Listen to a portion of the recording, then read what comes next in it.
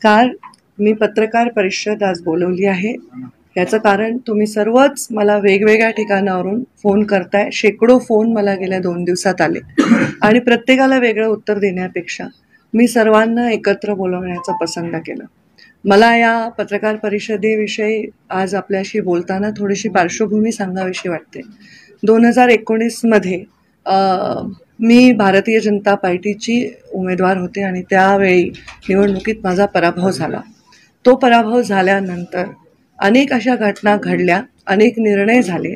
भारतीय जनता पार्टीतर्फे अनेक निर्णय झाले. त्या निर्णयामध्ये मी सामील नसले, मला तिकीट नाही मिळालं, मला उमेदवारी नाही मिळाली, अशा प्रकारच्या निर्णयानंतर मी नाराज असेन किंवा मी पक्षाच्या बाहेर जाणार अशा चर्चा गेले 4 वर्ष झाल्या. अनेक कार्यक्रमांमध्ये, खास करून जिथे मी माझ्या समाजाला, माझ्या फॉलोअर्सला संबोधते, त्या दसरा मेळावा, 3 जून आणि 12 डिसेंबर अशा अनेक कार्यक्रमांमध्ये मी अत्यंत स्पष्टपणे माझी भूमिका मांडलेली आहे. परत माझी भूमिका मांडणं म्हणजे माझ्या नैतिकतेवर कोणाचा अविश्वास सिद्ध करण्यासारखं आहे. त्यामुळे मी आज आपल्या सर्वांसमोर काहीही असं म्हणणार नाही की मला स्वतःला सिद्ध करायचं आहे. गेले काही दिवस अनेक पक्षाच्या कार्यकर्त्यांनी असे काही भाष्य केले की पंकजा मुंडे आमच्याकडे आल्या तर चांगलं आहे, पंकजा मुंडे आल्या तर आम्ही त्यांना अमुक देऊ तमुक देऊ. या गोष्टीला सुद्धा पण मी लाईट नोटवर घेतलं, कारण त्यांनी काही माझा अवमान केलेला नव्हता. या संदर्भामध्ये फारसं मी भाष्यही केलं नाही.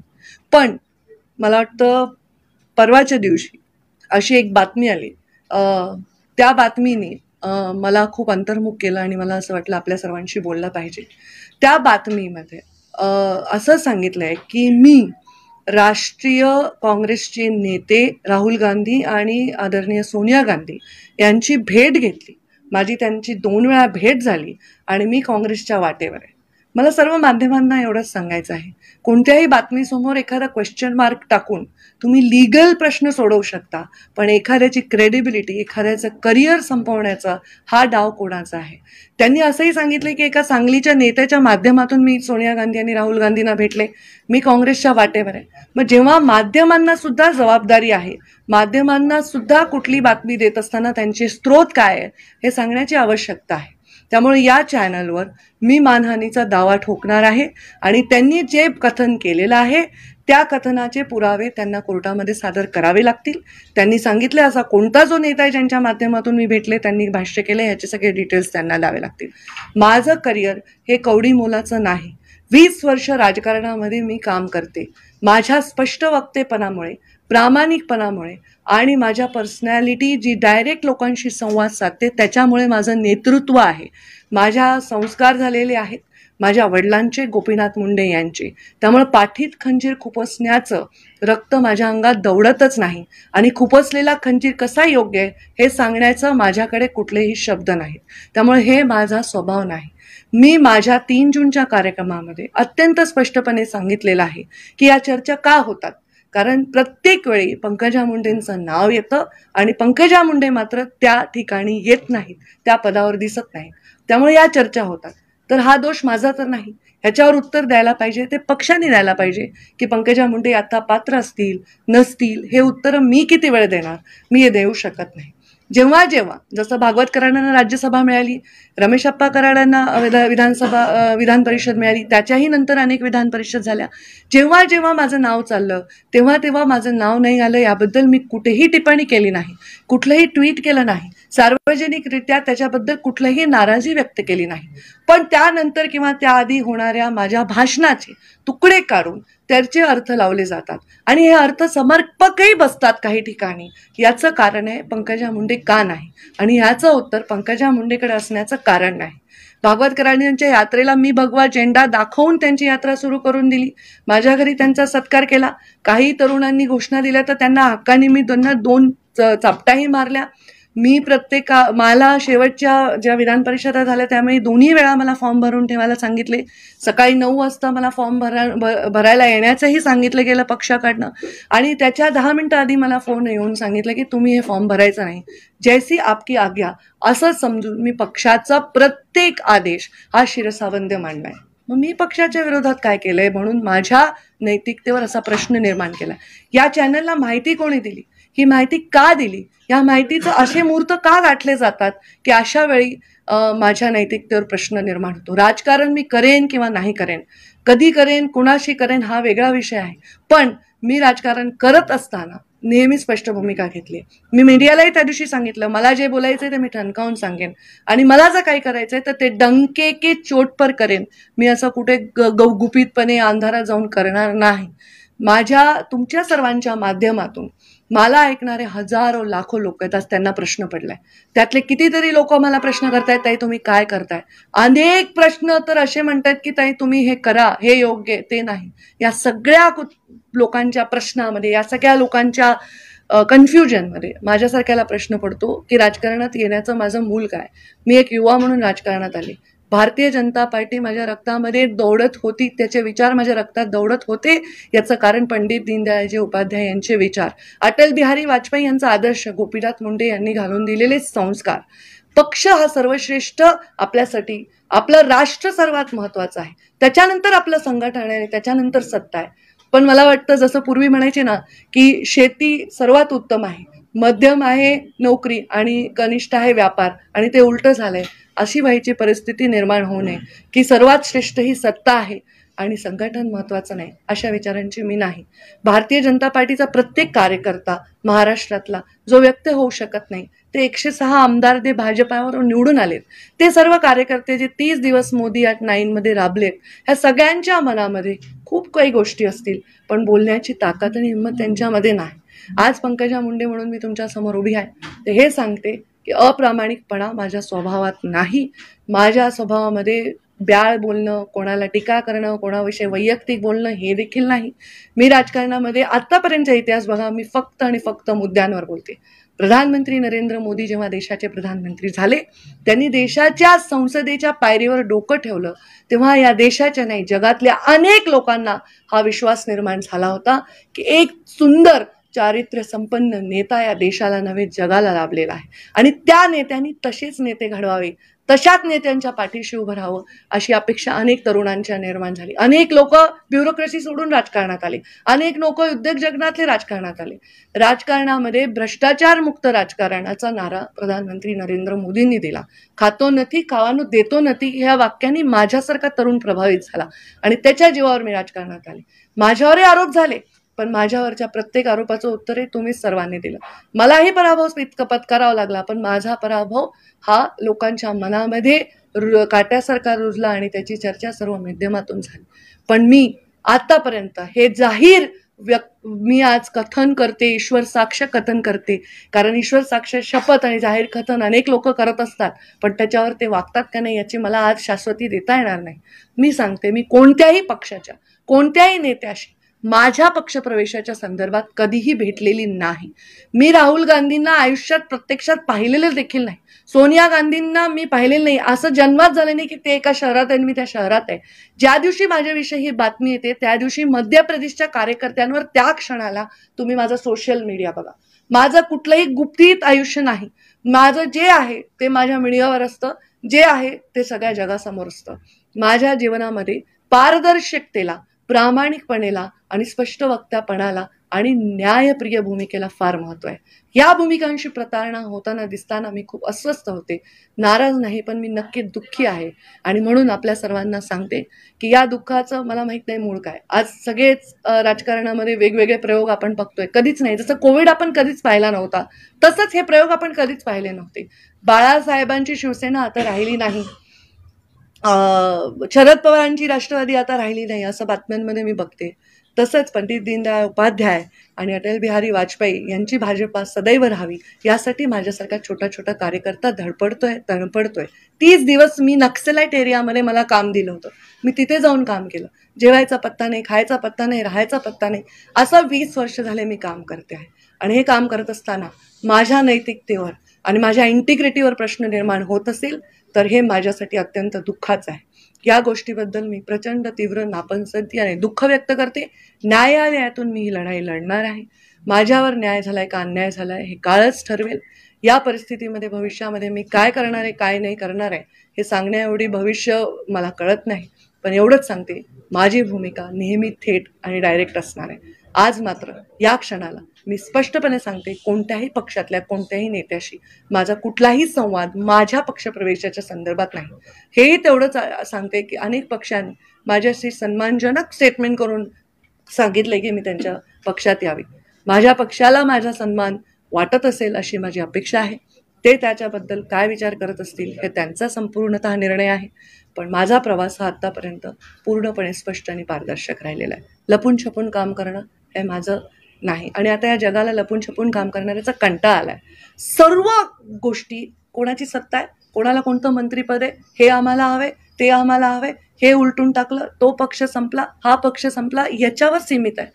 लोकांचं काय? असा उद्योग, असा तरुण आहे जो वकील आहे, जो डॉक्टर आहे, जो स्टार्टअप नवीन काढू इच्छितो, असा तर एक मुलगा आहे जो शिकू इच्छितो, यांचं काय? संस्थाचालकांविषयी कोण बोलणार आहे? या युवकांविषयी कोण बोलणार आहे? महिलांच्या अत्याचाराविषयी काय बोलणार आहे? आपल्या चर्चा चालल्या कुठे आहेत? एका मुलाने ड्रग घेतलेला पकडला ह्याच्यावर चर्चा होते, कारण तो एका मोठ्या सुपरस्टारचा मुलगा असतो. पण या देशामध्ये एवढं इझिली ड्रग मिळतं, हे फेल्युअर कोणाचं आहे? एखाद्या मुलीवर जेव्हा अत्याचार होतो, तिला कोणत्या जातीच्या माणसाने अत्याचार केला ह्याच्यावर चर्चा होते, पण त्या मुलीवर अत्याचार होतो हे फेल्युअर नाही का? एखादी माहिती एखाद्या घटनेविषयी एखाद्या समाजातल्या जबाबदार व्यक्तीकडे आहे आणि तो म्हणतो मी अजून देतो, थोड्या थोड्या टप्प्याने देतो, हा जनतेचा वरचा अधिकार भंग नाही का? एखाद्या पदावर विराजमान माणसाकडे जर एखादी माहिती असेल तर ती माहिती लपवून ठेवून त्याचा राजकीय उपयोग करण्यापेक्षा त्या माहितीचा न्यायाने उपयोग केला पाहिजे आणि शिक्षा दिली पाहिजे, अशी भूमिका माझी आहे. या सगळ्या भूमिकेला प्रतारणा करणाऱ्या भूमिका माझ्या आजूबाजूला असल्यामुळे मी प्रचंड कन्फ्यूज आहे. मी 20 वर्षामध्ये सुट्टी घेतलेली नाही. मला 1-2 महिन्याच्या सुट्टीची आवश्यकता आहे. मला अंतर्मुख होण्याची आवश्यकता आहे. मला विचार करण्याची आवश्यकता आहे. मी आमदार झाल्यावर माझा पहिला इंटरव्ह्यू सुधीर गाडगिळांनी घेतला होता. तेव्हा मी असं म्हणाले होते की राजकारणामध्ये ज्या आयडिओलॉजीजला समोर ठेवून मी राजकारणात आले, त्या आयडिओलॉजीजशी जेव्हा जेव्हा मला कुठेतरी प्रतारणा करावी लागेल आणि मला चुकीचे ॲडजस्टमेंट करावं लागतील, तेव्हा मी राजकारणातला एक्झिट घ्यायला सुद्धा मागे पुढे पाहणार नाही. आत्ताच्या परिस्थितीमध्ये मला एक ब्रेकची आवश्यकता आहे आणि तो ब्रेक मी घेणार आहे. एवढंच या निमित्ताने आपल्या सर्वांना सांगते. 1-2 महिने मी लिटरली सुट्टी घेणार आहे आणि मग मी अंतर्मुख होऊन विचार करणार आहे आणि त्या सगळ्या जीवनातल्या संस्कारांवर विचार करणार आहे आणि त्याच वाटेवर मी आहे का हे मला तपासून बघायची गरज आहे. धन्यवाद.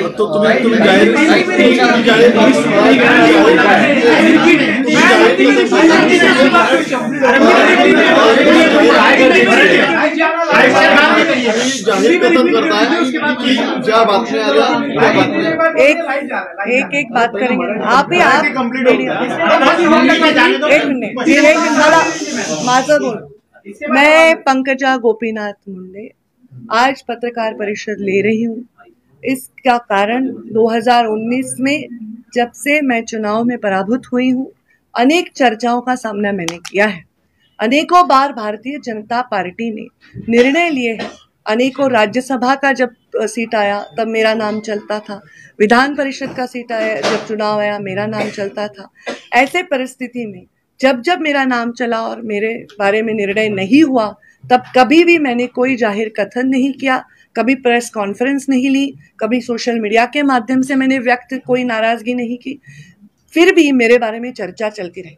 अनेक पार्टियों के नेताओं ने कहा पंकजा जी नाराज हैं, हमारे पास आ सकती है. अनेक पार्टियों के नेताओं ने ये भी कहा कि हम उनको ये पद दे सकते हैं, हम उनको हम उनको ये स्थान दे सकते हैं. उसी बारे में भी मैंने उसको बहुत लाइट नोट पे लिया.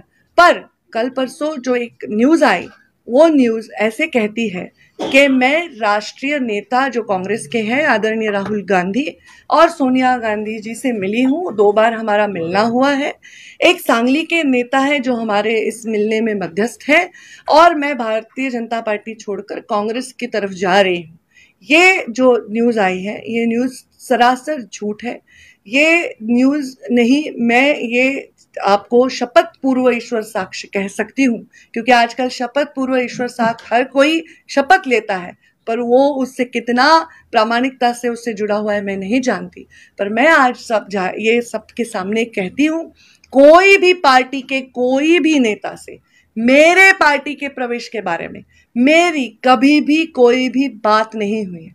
राहुल गांधी जी को तो मैंने प्रत्यक्ष रूप में कभी देखा तक नहीं, सोनिया गांधी जी को मैंने कभी देखा तक नहीं।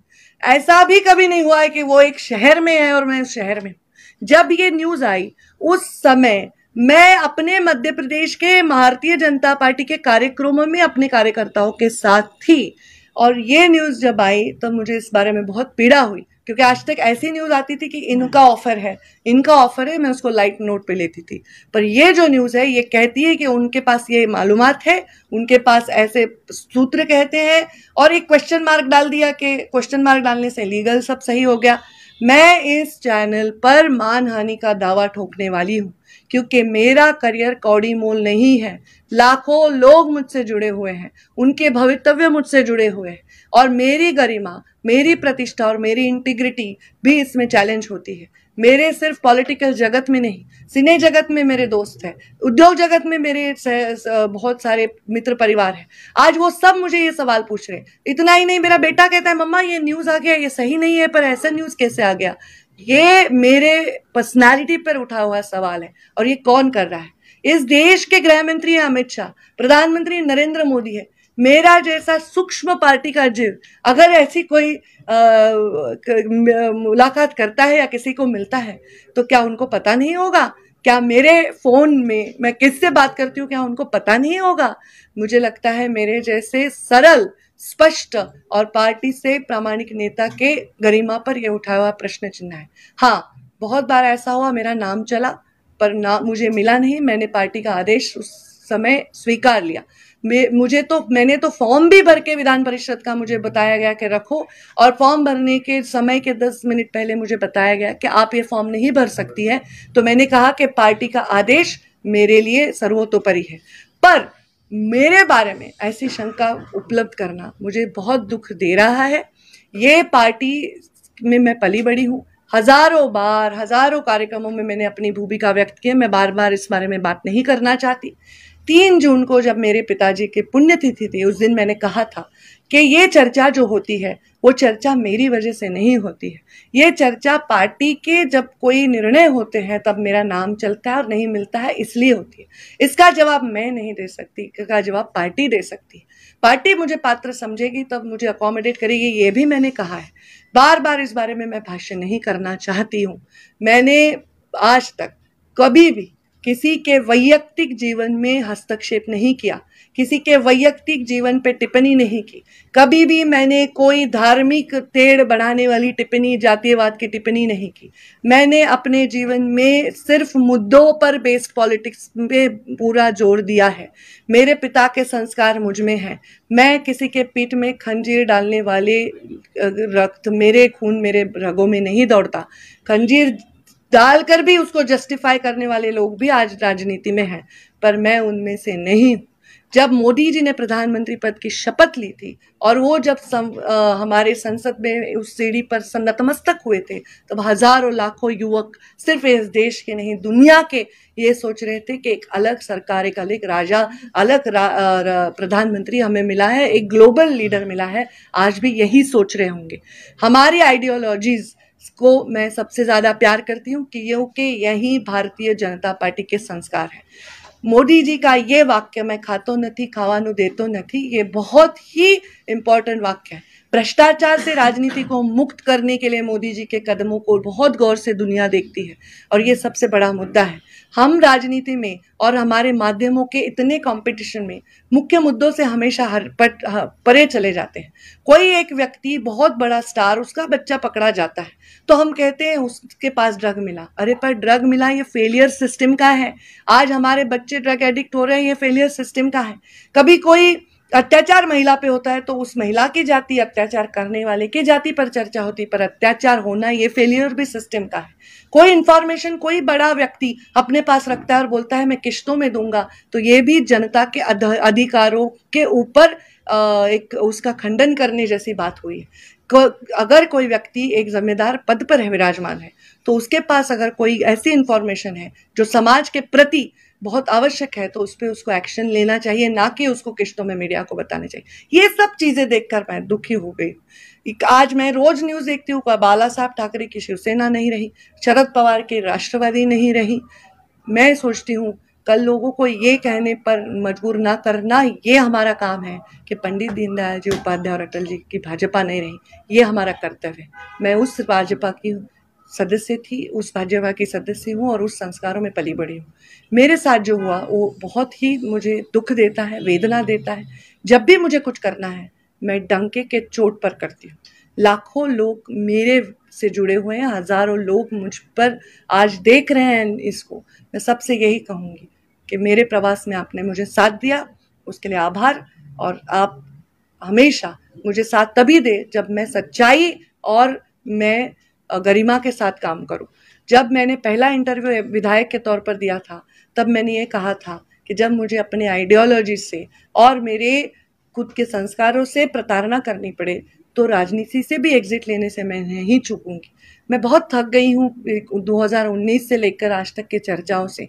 मैं आज थोड़ा ब्रेक लेना चाहती हूँ, 1-2 महीने मैं अपने आप में जाकर सोचना चाहती हूँ कि राजनीति कहाँ जा रही है, देश को कहाँ ले जा रही है, देश के युवाओं को क्या दे रही है। देश में सब लोग जो राजनीति की तरफ आज देख रहे हैं वो यही देख रहे हैं कि कौन सा पार्टी टूट रहा है, कौन कौन से पद पर विराजमान हो रहा है, कौन मंत्री बन चाहता है, कौन क्या बन रहा है। पर जनता को क्या हो रहा है, जनता के साथ क्या हो रहा है, इस बारे में सोचने की भी ज़रूरत है। उस बारे में अंतर्मुख होकर मैं सोचने वाली हूँ। और फिर इसे इसलिए बोल रही हूँ 2 महीने छुट्टी कि कृपा करके कोई माइक लेके मेरे सामने ना आए, कृपा करके कोई पूछे नहीं इसने आपके बारे में ये कहा, उसने आपके बारे में जो कोई मेरे बारे में कुछ कहे उसके बारे में टिप्पणी करना मेरा काम नहीं है। और जो मुझे करना है वो मैं करूँगी और वो सिर्फ आइडियोलॉजी बेस्ड रहेगा। आज मुझे सच में एक ब्रेक की आवश्यकता है और मैं वो ब्रेक लेकर आज की राजनीति के बारे में बहुत मंथन करना चाहते हैं। तुम्ही हताश कुठे झालो? तुम्ही रोखोक भूमिका मांडलेली आहे, मी कोणत्याही पक्षामध्ये जाणार नाही। मात्र ही भूमिका मांडताना तुम्ही असं देखील म्हटलेलं आहे की मी पाठीत खंजीर खुपसणाऱ्यापैकी नाहीये, माझ्या ते रक्तामध्ये नाहीये। सध्याच्या राजकीय स्थितीमध्ये हा पाठीत खंजीर कोणी खुपसला नेमका काय सांगाल तुम्ही? मला याच्यावर काहीच उत्तर द्यायचं नाही। कारण माझ्या पत्रकार परिषदेमध्ये मी त्या चॅनलवर मानहानीचा दावा करणार आहे, हे महत्वाचा मुद्दा आहे। मी कोणत्याही पक्षाच्या कोणत्याही नेत्याशी माझ्या प्रवेशाबद्दल कधी चर्चा केली नाही, हे महत्वाचा मुद्दा आहे। त्यामुळे उगीच काहीतरी प्रश्न विचारून तुम्ही पण लेवल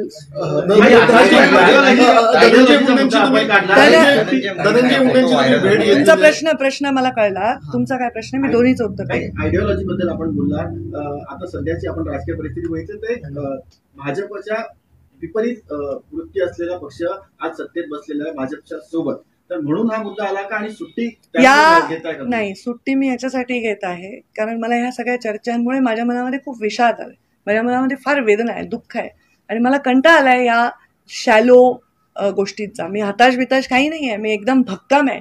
माझा कार्यकर्ता प्रतीक्षा करतो माझ्या प्रत्येक भाषणाची, माझ्या निर्णयाची।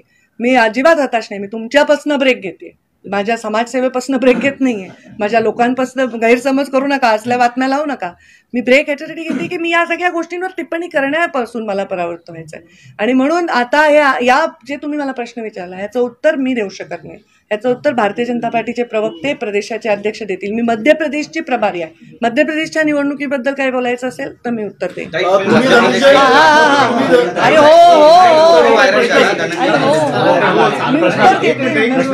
तुम्ही वेळ घालवताय, प्रश्नामध्ये वेळ घालवताय। एक मिनिट, धनंजय मुंडे मला भेटायला आले होते, त्यांनी शपथ घेतल्यानंतर मला फोन केला, मी त्यांचं अभिनंदनही केलं। ते मला भेटायला आले, त्याला कदाचित 3-4 दिवस 4-5 दिवस झाले आहेत। त्या दिवशी ते मला आले, तुम्ही जर ते फोटो पाहिले तर तुम्ही बघाल माझा बुचडा बांधलेला अवतार, मी माझ्या घरामध्ये छान लोळत बातम्या बघत होते। त्यांनी मला सांगितलं माझ्या घराच्या जवळ आहे आणि मी भेटायला येतोय। त्यावेळी मी माझ्या मंदिरातला दिवा पेटवला आणि त्यांना जे आपल्या संस्कृतीत असतं औक्षण केलं। ते मला भेटायला आले होते, ते 4 दिवसापूर्वी आले होते। त्यांनी आज काय ट्विट केलं हे मला माहित नाही, याचं उत्तर ते देतील, पण ते आले होते आणि मी त्यांना शुभेच्छाही दिल्या।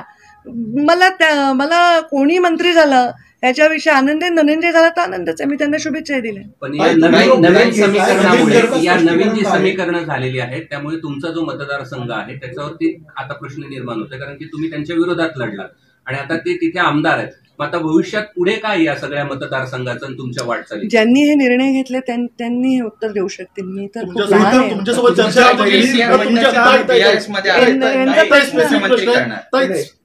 स्पेसिफिक प्रश्न तुमच्यासोबत काही चर्चा झाली होती का? तुम्हाला विश्वासात घेण्यात आलं? हे पहा, आता मी हे सांगते, ह्याचं उत्तर मी देऊ शकत नाही. पक्षामध्ये एक हायरार्की आहे, पक्षामध्ये एक व्यवस्थित मांडणी आहे, ते लोक त्याचं उत्तर देऊ शकतील. मी त्याचं उत्तर देऊ शकणार नाही.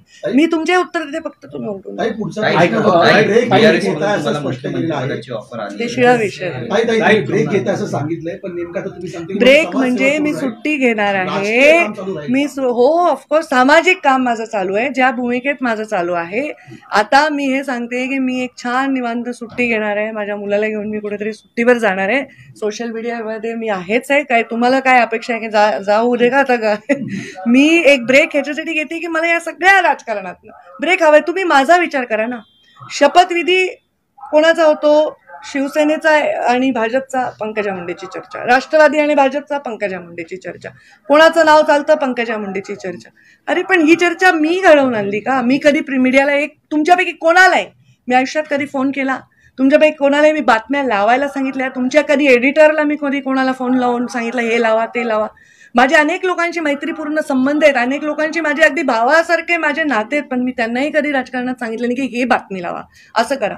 मग मी एखाद्या सभेत भाषण करते, त्याचा तुकडा होतो आणि तो लावून माझी गरिमा खराब होते. मला हे अजिबात अस्वस्थ करणार आहे. माझा संबंध राजकारणाच्या पलीकडे जाऊन अनेकांशी आहे, अनेक उद्योजकांशी आहेत, अनेक सिने क्षेत्रात, एंटरटेनमेंटच्या क्षेत्रात संबंध आहे. ते सर्वजण मला प्रश्न विचारतात आणि अशा प्रकारच्या शॅलो पत्रकारितेचा निषेध मला करावा वाटतो. त्याच्यात काही सगळे समावेश नाही आहेत, पण ज्यांनी हे केलंय त्यांच्याविषयी मी मानहानीचा दावा ठोकणार. हे आज तुमच्यासाठी महत्त्वाचं. Last question. तुम्हाला सांगण्यात आलं की तुम्ही फॉर्म भरलेला मागे घ्यावा, तुम्हाला तशा प्रकारची उमेदवारी विधान परिषद देण्यात आलेली होती. नेमका कुणाचा हा निर्णय होता आणि नेहमी तुमचं नाव चर्चेत होतं? माझ्या म्हणणं मी जे बोलले ते परत एकदा मी रिपीट करते की माझा स्वभाव तुमच्या लक्षात आला आहे की मला जेव्हा एखादा पक्षाने आदेश दिला मी तो स्वीकारला. त्याच्यावर मी प्रश्न नाही विचारला की का, ह्याचं उत्तरही माझ्याकडे नाही. धन्यवाद. 3 सवाल, थोड़ा अच्छा सवाल पूछो. आपने कहा कि विधान परिषद में आपको नामांकन भरने के लिए कहा गया और 10 मिनट पहले आपसे कहा गया कि आप अपना नामांकन मत भरिए. कौन नेता था जिसने आपको ये कहा और फिर अचानक कैसे डिसीजन? कोई नेता ऐसा नहीं होता. हमारे यहाँ एक व्यवस्था होती है. ऐसे फोन करने के लिए एक अलग व्यवस्था होती है और निर्णय करने के लिए अलग व्यवस्था होती है. उसके बारे में इतना डिटेल का आवश्यकता नहीं. मुद्दा क्या है कि मैंने कभी इस बारे में कोई भी टिप्पणी, टीका या कोई दुख और नाराजगी कभी व्यक्त नहीं की है. मैंने हमेशा वो किया है जो बताया गया है. तो ये मेरे बारे में क्यों ऐसे सवाल? आपने ये कहा कि 9 साल पीएम के हो चुके हैं और सबने अच्छी तरीके से मनाया भी. आपने वहाँ पे सवाल भी उठाया कि अगर ड्रग्स पकड़ा जाए तो सिस्टम पे पहले महिला के साथ अत्याचार. क्या आपको लगता नहीं कि आपकी सरकार 9 साल से इन सब चीजों पे प्रॉपर ढंग से काम नहीं कर पाई? मैं ये कह रही हूँ कि हम मुद्दों की चर्चा ना करते हुए हम उसके इर्द गिर्द विवादों की चर्चा करते हैं. हमको जो चीज़ें थ्रिल देती हैं हम उसकी चर्चा करते हैं. ये बहुत भयंकर विषय है. हम उस बात की नहीं चर्चा करते जो इस देश के और इस सिस्टम को हानि पहुंचा रहा है. ये मेरा कहना है. राजनीति से संन्यास ले रही हैं आप? 1 महीने 2 महीने संन्यास ये शब्द मैंने बोला भी नहीं भैया. मैं 42 साल की हूँ. आप ले रही हैं क्या राजनीति से ले रही हैं ब्रेक? मैं छुट्टी ले रही हूँ. छुट्टी का क्या मतलब है? ब्रेक ले रही हूँ. पार्टी के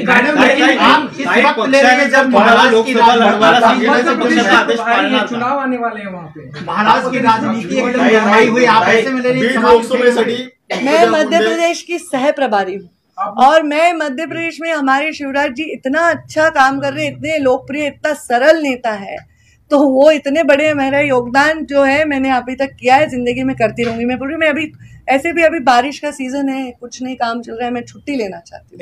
जर पक्षाने जबाबदारी दिली आणि तुम्हाला सांगितलं की आता तुम्ही 2 महिना ब्रेक घेऊ नका, तुम्ही घेणार नाही का? लोकसभा निवडणूक मला लढवण्यासाठी प्रश्न तर कळला पाहिजे ना। जर तुमच्या पक्षाने तुम्हाला लोकसभा निवडणूक लढवण्यासाठी सांगितलं, पक्षाने जिम्मेदारी दिली लोकसभा निवडणूक लढवण्याची, तर तुम्ही लढवणार का? आणि तेव्हा ब्रेक संपेल का? मी ब्रेकचा आकडा सांगितलाय ना, किती सांगितलं तुम्ही सांगा। मग परत तेच विचारताल म्हणूनच सांगते। परत असं तुम्ही किमान 12वी पर्यंत शिकलेले असाल असे माझी अपेक्षा आहे। मी वेळ काय दिला ब्रेकचा सगळे सांगा एकदा। 2 महिने सुट्टी घेतली, 20 वर्ष काम केलं।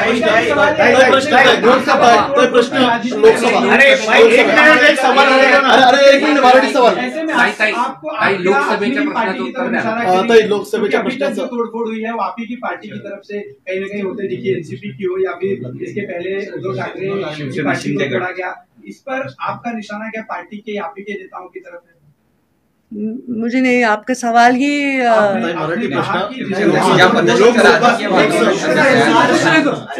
मला आता कोणत्याही 2 महिन्यानंतरच्या विषयांवर टिप्पणी करायची नाही। धन्यवाद। 2 महिन्यानंतरच्या निर्णयावर दादांनी उपमुख्यमंत्री पदाची शपथ घेतली, तुम्ही म्हणताय मी अजित पवारांचं अभिनंदन करते। उपमुख्यमंत्री पदाची परत त्यांनी शपथ घेतल्यावर